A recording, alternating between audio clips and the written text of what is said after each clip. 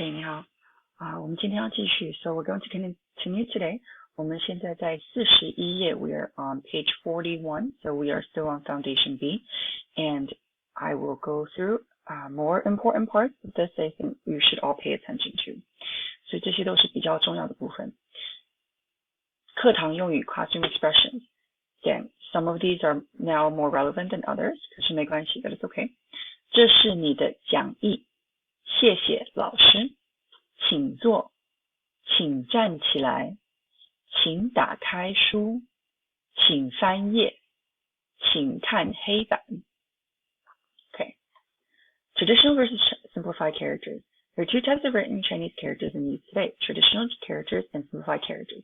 Traditional characters stemming from Qing Dynasty, 221 to 207 BC, have a history of roughly 2,000 years. Simplified characters evolved later from the People's Republic of China. Governments wished to reduce illiteracy. They simplify the strokes used in traditional Chinese to achieve this goal.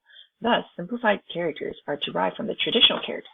Here's an outline of the methods for simplification. I'm not going to go through all of these, but I do want you to know the differences, right?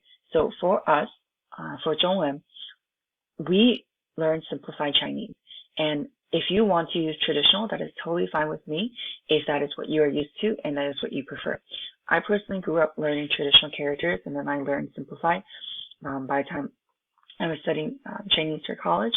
So if it's totally up to you. I mean, either one is fine. I will say that for the most part, I think most of you will prefer simplified because, you know, it's in the name. But I do strongly believe that one is not necessarily better than the other. One does take less time or more time to write, but with traditional characters, they are traditional for a purpose and they are very beautiful in terms of when you write for calligraphy and when you want to understand exactly what the characters mean. Okay, how?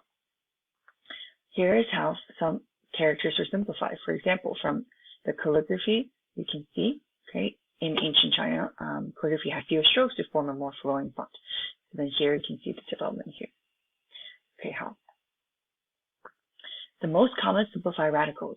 Radicals are root words from which all Chinese words originate. They're used for looking at meanings of words in a Chinese diction. They can be independent words or part of a character as the ideographic indicator. In the first lesson, you learned the 50 most commonly used traditional radicals. Since you have also learned the transformation principles, here are the 50 most commonly used simplified radicals. So when you're doing the quizzes or when you are studying and learning about this language, there are a lot of things I do ask of you, but there are also many things that you have to figure out on your own, depending on your level of interest and how much of the language you want to learn. Do I need you to memorize all of these simplified radicals and what they mean and all of these examples? Not necessarily. But should you know them if you want to actually know how to read and write the characters? Of course. Okay.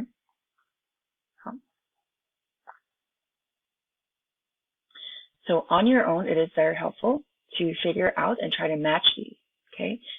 You can always practice these on your own, and if you have questions, you can always let me know. 简体还是繁体? Traditional or simplified? Again, I think this is very helpful if you want to learn more about reading and writing the language. The basic strokes. As you learn to write Chinese characters, the first thing you need to know is how to make the strokes. Strokes are important because they show how the characters are composed and enable you to write the characters more easily. There are 8 basic strokes that are commonly used, and they're illustrated below. This is very important, especially as we are starting out with the language. If you already have background in terms of learning this, then you can skip a tiny bit, but if you're completely new, there is a structure to how we write. We're not making drawings, we're not making symbols, we're making characters. We're writing Chinese characters.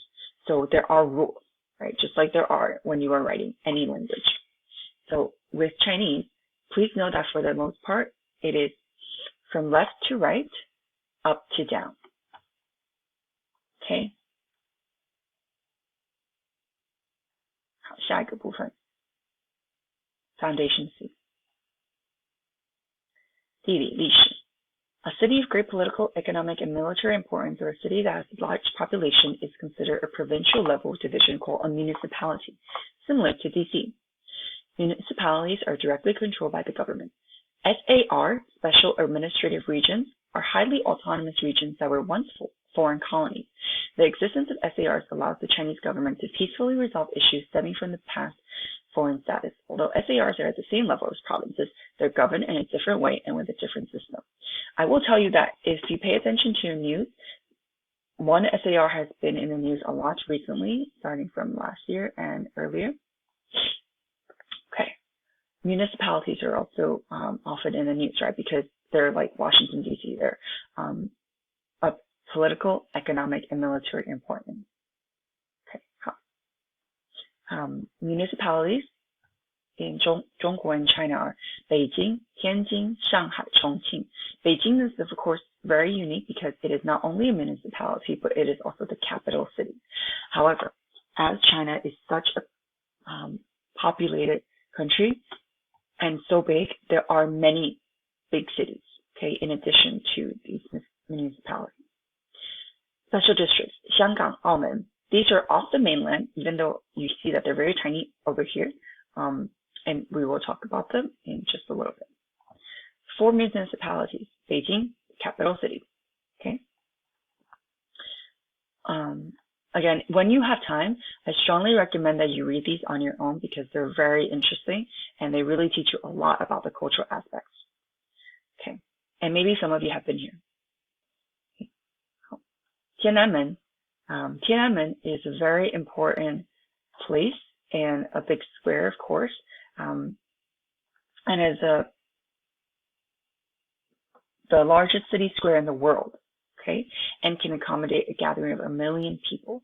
It's of historical importance as well and cultural importance in terms of the history of modern communist China. I went here when I went to China, and it's just, it's nothing special, I guess. It's just a really big place, basically, and there are always police officers around the areas. Okay, sometimes it's open to the public. With the pandemic, I'm sure it was closed for a period of time.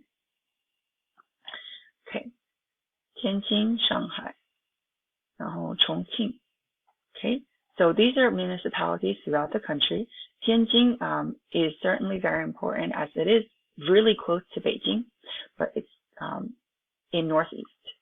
Shanghai is in the middle of the coastline, a huge port city, and very important in terms of recent cultural history as well. It has been open to foreign nations because it is a port city, actually much earlier sometimes than in Beijing. So it is definitely of a lot of cultural importance and economic for sure. Okay. Chongqing. Chongqing is also very important as well, but I will say that this is very true, that it is a food capital in terms of spicy food. Okay, so you're into spicy food, and I don't just mean like black pepper, right? But I mean like really spicy foods, like your habanero, ghost peppers, right? You would love Chongqing. I also love this place, and I would love to go in there because it is right in Sichuan province, which is where you will find pandas. Okay, hot pot is a very important food that we will learn about later on the food unit. The special district, Xianggang, Aumen, Hong Kong, and Macau. You'll notice that in their spelling, they are very different than in Mandarin because they're off the mainland and they are very important. So nowadays, I think if you pay attention to the news, you'll notice that there's been a lot of protests in Hong Kong, in Xianggang. Okay, so it's very controversial because, and I will tell you again, right, I'm not big on politics, but whether or not you support Hong Kong is definitely up to you. But I do think that there are things that need to change, right? And so the protests are there for a purpose. Aumen, Macau. Nowadays, it is definitely more popular in terms of tourism for casinos, for gambling, okay? Because most places in mainland China, gambling is illegal. But in Macau and Aumen, it is legal. And so there are a lot of people who also travel there. There's a lot of fancy casinos and places. Okay. 好。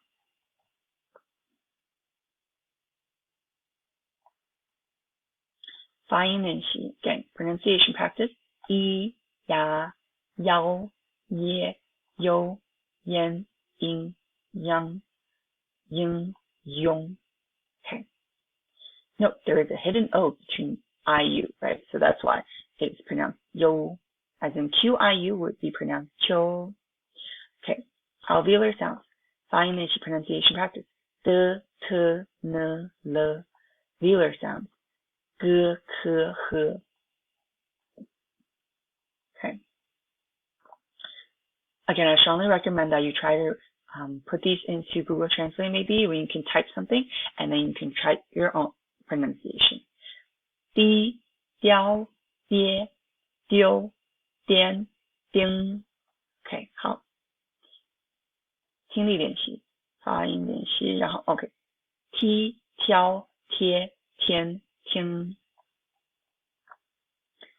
咪、喵、咩、年、宁，哩、了、咧、连、铃。OK， 好，这个是鸟巢 ，This is the bird's nest, the Beijing National Stadium that was built first for the 2008 Beijing Olympics, and then it nowadays is still in use for the most part for really big events, maybe like big concerts or other cultural events. Okay. 好，跳过来这里，太阳出来了。I don't know the song, so I'm just going to say it. 公鸡啼，小鸟叫，太阳出来了。太阳当空照，对我微微笑。他笑我年纪小，又笑我志气高。年纪小，志气高，将来做个大英豪。OK， 好，那我就继续。Then I'm going to continue. Some more classroom expression. 有问题吗？有，没有。听懂了吗？听懂了，没听懂。Okay, pictographs, 汉字 Chinese characters. Pictographs are characters that are originally drawings of objects. For example, the pictograph for 月 is shaped like a crescent moon. The pictograph 龟 looks like the profile of a tortoise with 4 legs and shell. Chinese characters have changed their shape considerably over the course of the centuries, becoming more square, much squarer in form. Look at the transformation of this pictograph into the modern form. Okay. Generally speaking, pictographs can be divided into 4 kinds: the anatomical, the geographical, the living, and the inanimate. The following are examples of each category. So these are called pictographs because these are definitely still symbols, right? And we don't use this as a writing system anymore. What we do, right, is the modern form, and then this is the pronunciation, and then this is the English. So these are fascinating to me because I got to learn this when I took a class years and years ago in college about the development of Chinese characters, but it's still applicable today, right? And you can try to guess and match and figure out which goes with which, okay? Stroke order, again, horizontal first and then vertical because there is a system. It is very important to use the correct stroke order. I am a native speaker, and so I did learn this when I was really, really young in elementary school, but I haven't had to know it, right, by now because I've been writing characters for so long. But for all of us, right, we do need to know the order. Top first, then bottom, left, then right, slanted. Another order will be left first and then right, middle, then both sides. And then when you make a dot, 点, when you write, this is more the calligraphy version, so it may look a little bit different when you're writing with your pen or pencil, but you do write it first as if from the top or upper left. And then when it appears on the upper right or in the middle, then you write it last. Okay. How? With closed characters, you make the outside strokes and then the strokes in the middle, then the bottom stroke, then close the character. Okay. How? 选出第一笔. So look at the characters below and determine which stroke should be made first. Write the first stroke on a separate piece of paper. Okay. How? Foundation D. I'm going to pause while 暂停 so that I can continue on in the next video.